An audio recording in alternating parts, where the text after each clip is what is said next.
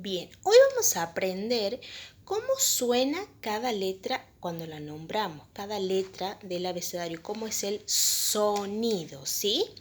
Nosotros sabemos decir el abecedario a algunos alumnos, pero hoy vamos a aprender cómo suena cada una de las letras con una canción que la señora les tiene preparado, ¿sí? Para eso va a utilizar este palito para que le ayude a llegar hasta el abecedario que la señora lo tiene arriba, ¿sí? Y la canción dice así. La A suena A, la A suena A, auto, auto, la A suena A.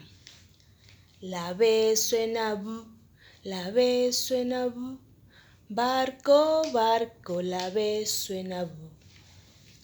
La C suena K, la C suena K, casa, casa, la C suena K.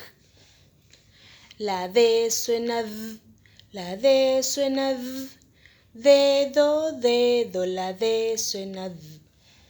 La E suena E, la E suena E, estatua, estatua, la E suena E. La F suena F, la F suena F, foco, foco, la F suena F.